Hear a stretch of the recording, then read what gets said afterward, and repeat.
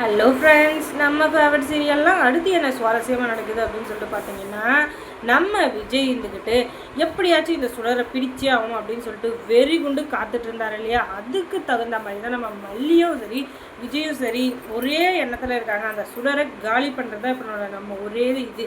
ஏன்னா அவளை காலி பண்ணுறதோட அவளை கண்டுபிடிச்சாதான் வெண்பாவை காப்பாற்ற முடியும். அதனால் வெண்பா இருக்கிற இடத்த எப்படி கண்டுபிடிக்கிறதுன்னு தெரிஞ்சுக்காம அவங்களுக்கு தூக்கம் எதுவும் வரல. வெண்பா இருந்துக்கிட்டு சுடரோட ஃபோனை எடுத்து அவள் தூங்கிட்டு இருக்கிற நேரத்தில் லைவ் லொக்கேஷன் அனுப்பி அதுக்கப்புறமா அந்த இடத்துக்கு போன நம்ம விஜயும் மல்லியும் சுடரை சொல்லிட்டு அடிக்கிறாங்க. அதுக்கப்புறம் அவள் ரவுடிங்களை கூப்பிட அவங்க எல்லாருமே அடிக்க வந்தாலும் அவங்கள பாஞ்சி அடித்த நம்ம விஜய் இருந்துக்கிட்டு அவங்கள தூக்கி தும்சம் பண்ணிடுறாரு.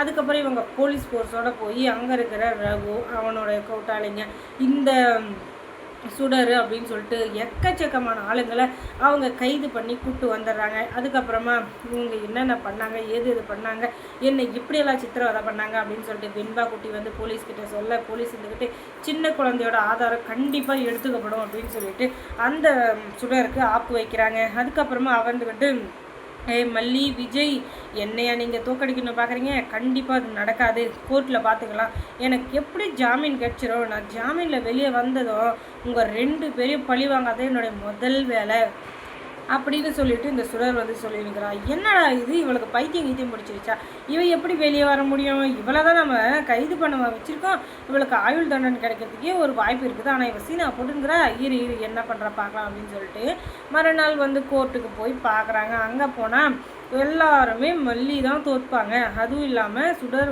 பணம் நகை அப்படின்னு எல்லாமே கொஞ்சம் இப்போ ரிச்சாக இருக்கிறதுனாலையும் ரகுவோட இன்ஃப்ளூயன்ஸை பயன்படுத்தியும் எப்படிச்சும் நம்ம வெளியே வந்துடுவோம் அப்படின்னு சொல்லிட்டு தலகணத்தில் இருக்கா. அங்கே இருக்கிற வக்கீல் எல்லாருமே சொல்கிறாங்க, இது ஒன்றும் பெரிய கேஸ்லாம் இல்லைங்க, இதெல்லாம் சுப்ரீம் கோர்ட்டெல்லாம் தாங்காது, நம்ம ஊர் இதுலேயே சீக்கிரமாக நீங்கள் வெளியே வந்துடுங்க, நீங்கள் எதுக்கும் கவலைப்படாதீங்க அப்படின்னு சொல்லிட்டு நம்பிக்கையாக சொல்லினுங்கிறாங்க. உடனே சரி நமக்கு எல்லாமே நல்லதான் நடக்கும், நம்ம போய் யாருக்கு என்ன வம்பு தும்பு பண்ணணும் அப்படின்னு சொல்லிட்டு இவன் நினச்சிக்கிட்டே இருக்கா. அதுக்கப்புறமா போலீஸ் டைரெக்டாக இவரை கைது பண்ணதுனாலையும் இவன் மேலே இருக்கிற என்கொயரி எல்லாத்தையும் என்கொயரி பண்ணது மூலியமாகவும் இவன் மூலிமா யார் யார் ஏமாந்தாங்க, இவளால் யார் யார் ஏமாற்றப்பட்டாங்க அப்படின்னு சொல்லிட்டு எல்லாரோடைய லிஸ்ட்டையும் எடுத்துகிட்டு அந்த கோர்ட்டில் சப்மிட் பண்ணுறாங்க.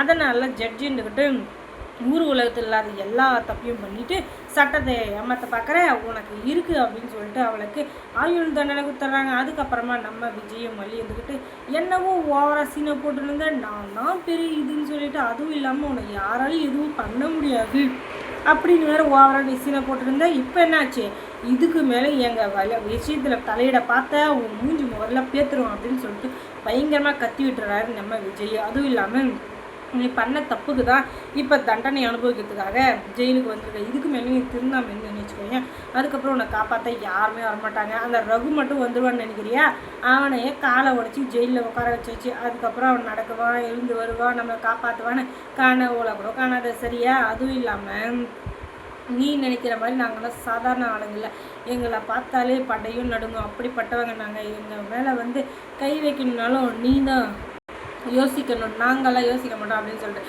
பயங்கரமாக பஞ்சு டைலாக் பேசுகிறாங்க. அதுக்கப்புறமா வெண்பாவை கூட்டிகிட்டு வீட்டுக்கு போயிடுறாங்க.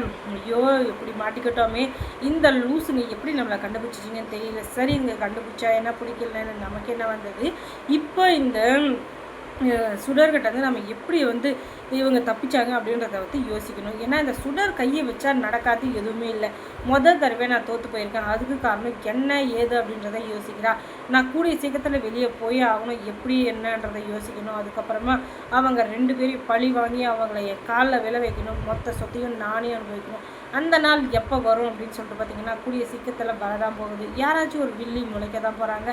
அவங்க மூலிமா நம்ம சுடர் வெளியே வரதான் போகிறா.